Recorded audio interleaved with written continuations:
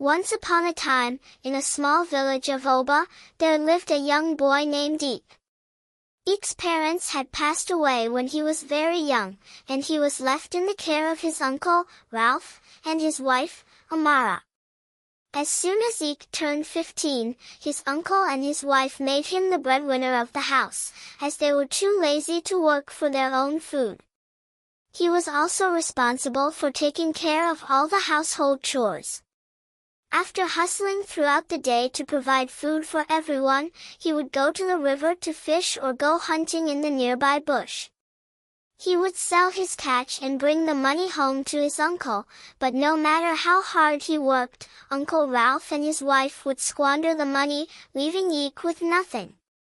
They would throw parties in their backyard and have Eek cook some of the meat he had caught for sale to entertain their guests. Eek would eat the leftovers and wear the overused clothes passed down to him by his uncle. One fateful day, as Eek was out fishing, he was having a particularly tough time at the river. He hadn't caught a single fish, and the sun was beginning to set. He knew that if he returned home empty-handed, his uncle would be furious, as there was nothing to eat at home and they were waiting for him to bring money or food back. Just as he was about to give up, Eek felt a strong tug on his fishing line.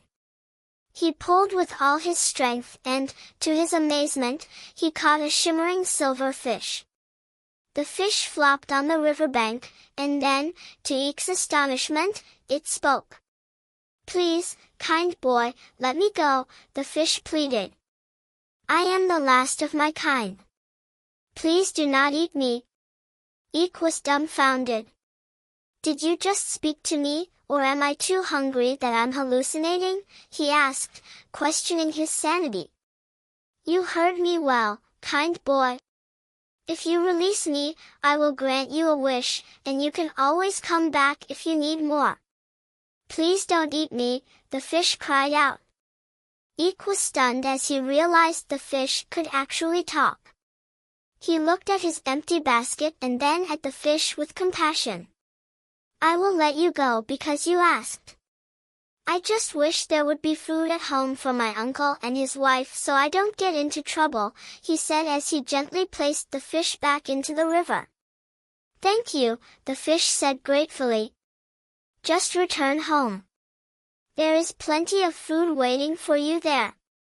With a flick of its tail, it disappeared into the depths of the river.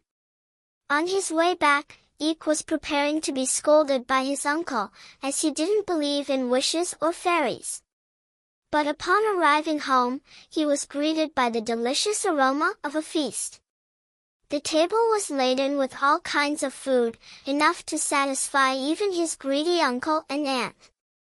Ralph and Amara were delighted, but their happiness quickly turned to suspicion. They demanded to know how Eek had managed to bring home such a bounty. Unable to lie, he told them about the shimmering silver fish. His uncle's eyes gleamed with greed, and he hatched a plan to use Eek to get more wishes from the fish. The next day, Ralph forced Eek to go back to the river and summon the magic fish.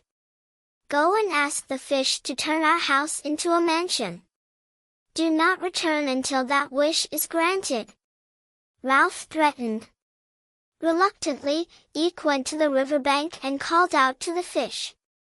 The silver fish appeared before him. "Hello, kind boy. What do you want today?" the fish asked. "My uncle wishes for a mansion," Eek replied. "The wish is granted," the fish said. "You can return home now." The fish then disappeared into the depths of the ocean. Eek returned home to find a beautiful mansion in place of the cottage they had lived in. Ralph and Amara were ecstatic, but their greed only grew.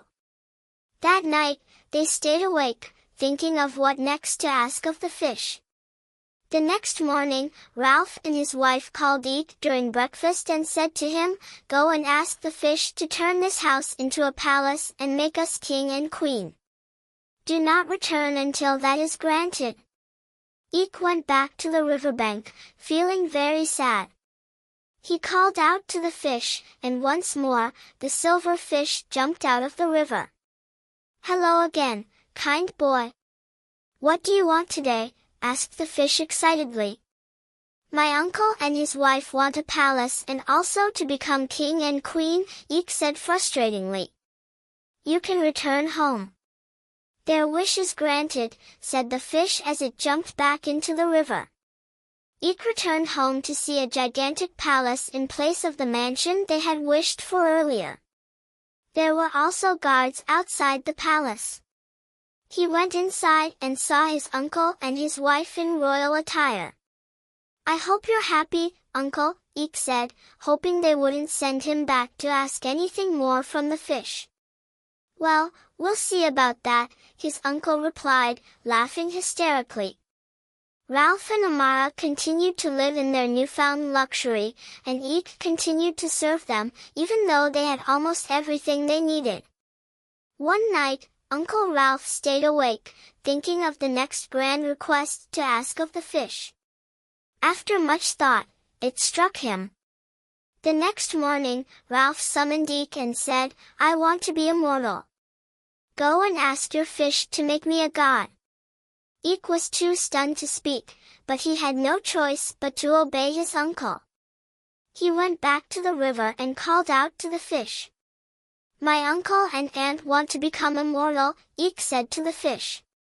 The fish's eyes glimmered strangely as it replied, "The wish is granted once again. You can return home, kind boy." Suddenly, Ralph and Amara began to rise into the air, their bodies transforming into wisps of cloud. When Eek got back home, he couldn't find his uncle or his wife. He searched around the house, but they were nowhere to be found. He ran back to the river to search for answers.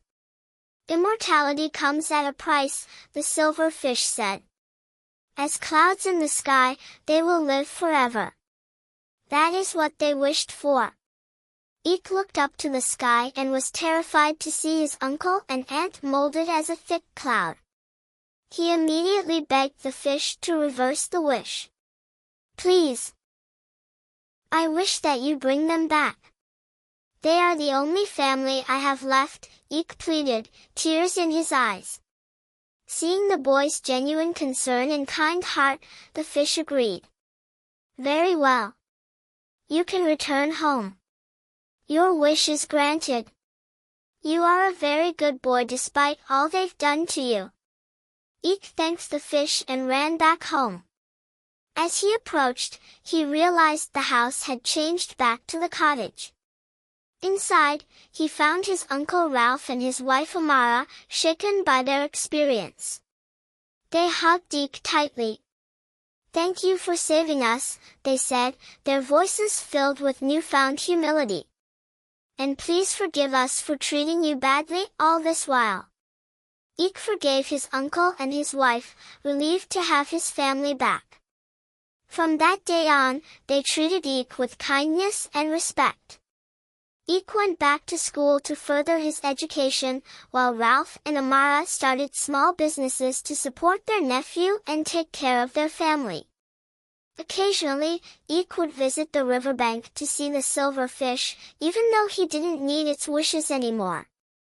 He had something far more valuable, a loving family and a happy home. And so, they all lived contentedly, grateful for the lessons learned and the magic that changed their lives forever. I hope you learned something from this story. Please, if you haven't subscribed, kindly click on the subscribe button. Be a part of my growth. Turn on the notifications so that when I post more interesting stories, you'll be the first to get them. And if you're a returning subscriber, thank you so much for your consistent support.